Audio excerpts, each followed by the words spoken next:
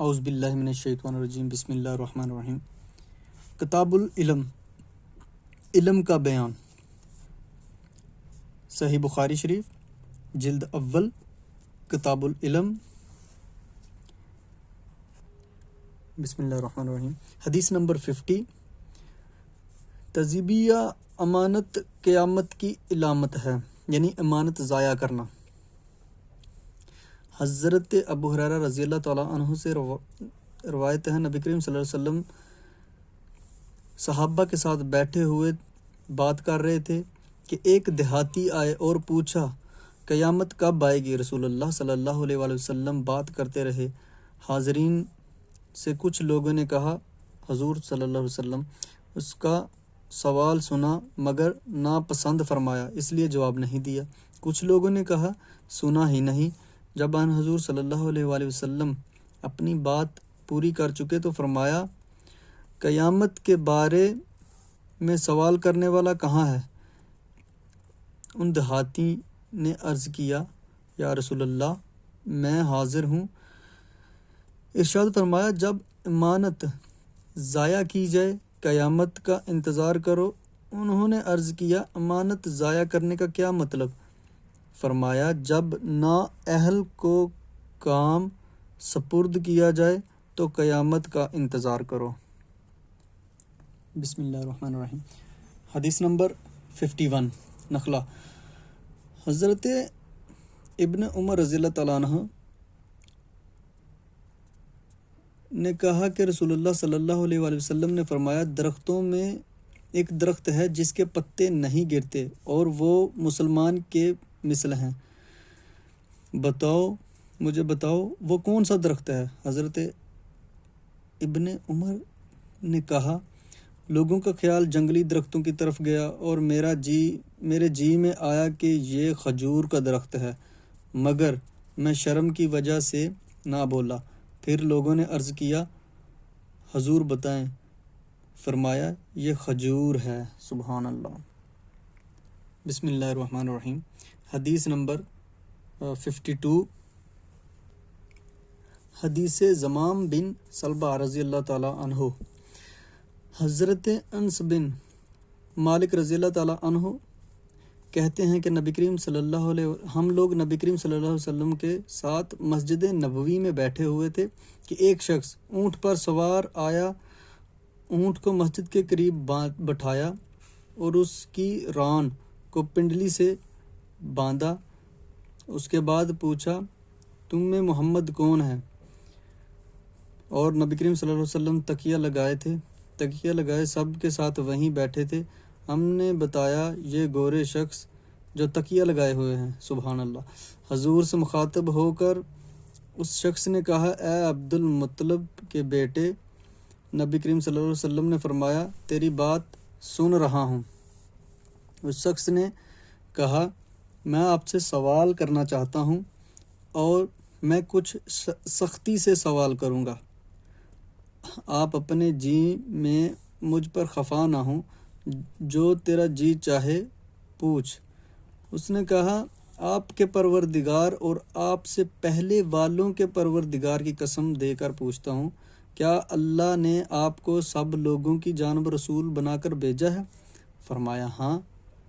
پھر اس نے کہا میں آپ کو اللہ کی قسم دے کر پوچھتا ہوں کہ کیا اللہ نے آپ کو حکم دیا ہے کہ ہم دن رات میں 5 نمازیں پڑھیں؟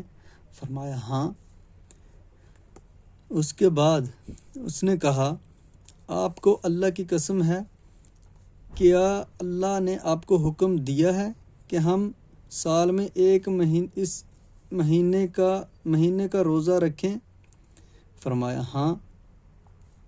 اس نے کہا آپ کو اللہ کی قسم دیتا ہوں، کیا اللہ نے آپ کو حکم دیا ہے کہ ہمارے مال داروں سے زکوٰۃ لے کر ہمارے محتاجوں میں تقسیم کریں؟ نبی کریم صلی اللہ علیہ وآلہ وسلم نے فرمایا ہاں۔ اس کے بعد اس شخص نے کہا آپ جو کچھ لائے ہیں سب پر ایمان لایا، میں اپنی قوم کا قاصد ہوں اور زمام بن سلبہ سعد بن بکر کا فرد ہوں۔ سبحان اللہ۔ بسم اللہ الرحمن الرحیم۔ حدیث نمبر 53۔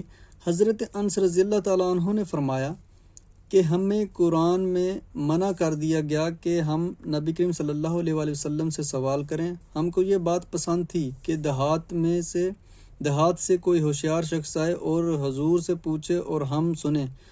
ایک دیہاتی آئے، حضور سے کہا آپ کا قاصد ہمارے پاس آیا اور اس نے بتایا کہ آپ گمان کرتے ہیں اللہ عز و جل نے آپ کو رسول بنا کر بھیجا ہے۔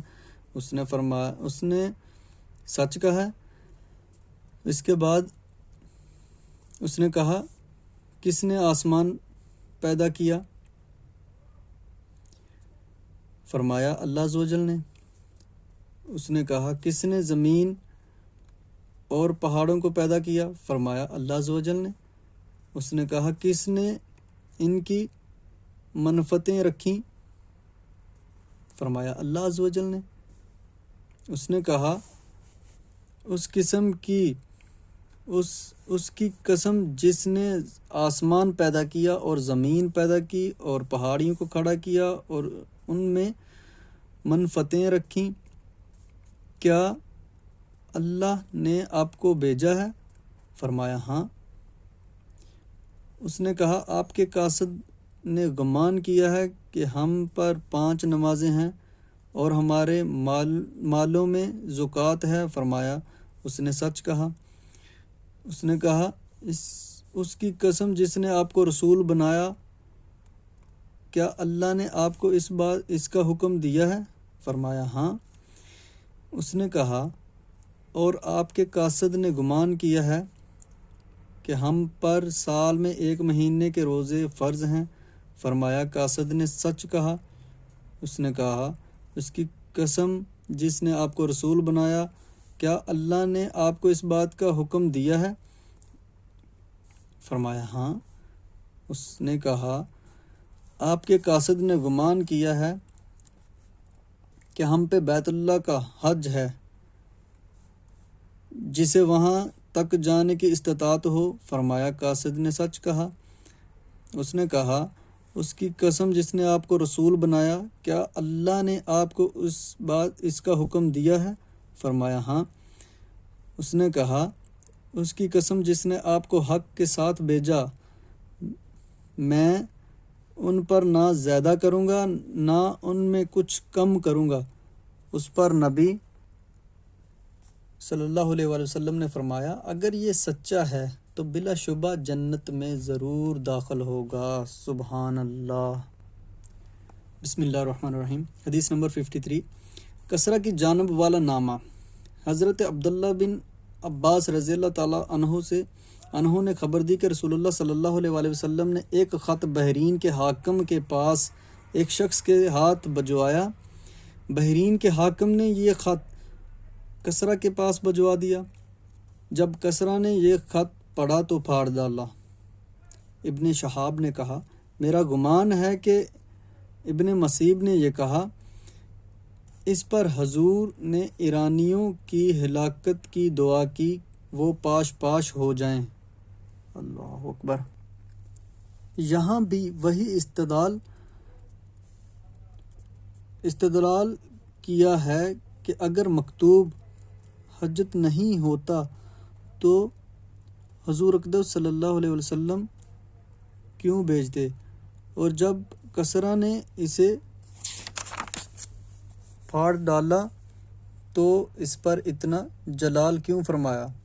نیکسٹ حدیث نمبر 55، حدیث خاتم۔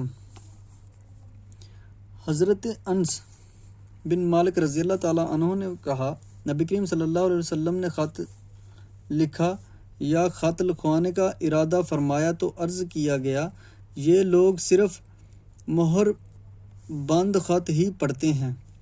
تو حضور صلی اللہ علیہ وسلم نے چاندی کی انگوٹھی بنوائی جس پر محمد رسول اللہ کندہ تھا۔ گویا میں دست مبارک میں انگوٹھی کی سفیدی دیکھ رہا ہوں۔